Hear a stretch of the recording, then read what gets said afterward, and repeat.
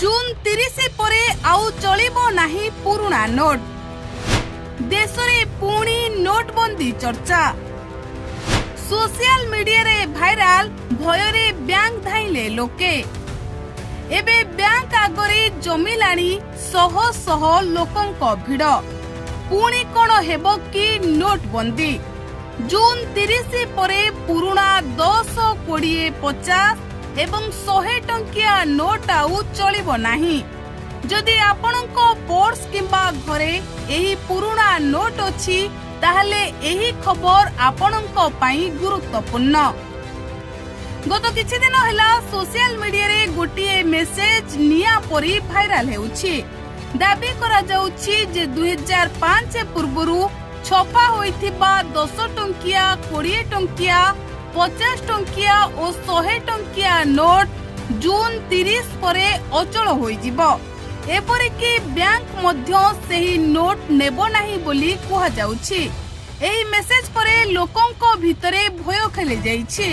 केही पुराना नोट खर्च करिबाकू व्यस्त अछंती तो आउ केही बैंक को जाई पचारुछंती एही नोट आउ चलिबो कि नाही। एपरिकी यूट्यूब और फेसबुक रे मध्य एही खबर को बड़ ब्रेकिंग न्यूज भली प्रसारण करा जाउछि।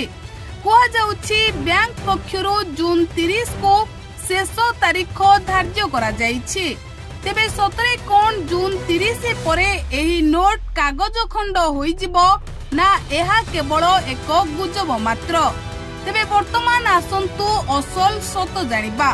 वास्तव में जून 30 परे पुराना 10, 20, 50 और 100 टंकिया नोट बंद हेबो बोली जेउ दाबी भाइराल हेउछि ताहा संपूर्ण मिथ्या।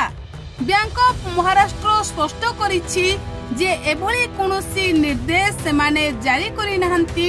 सेहि बळी आरबीआई मध्य 2005 पूर्वरु छपा होइथिबा नोट बंद करिबा नै कोनोसी नुआ घोषणा मध्य करि नाही।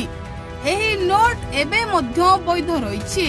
तेणु आपणक पाखरे एही पुराना नोट थिले भयभीत होंतु नाही।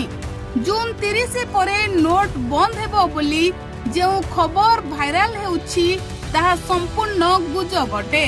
कोनोसी आर्थिक खबर को विश्वास करिबा पूर्वरु आरबीआई किंबा संपृक्त बैंक रो अधिकारी को सूचना निश्चय जांच करंतु। Bureau report, news at glance.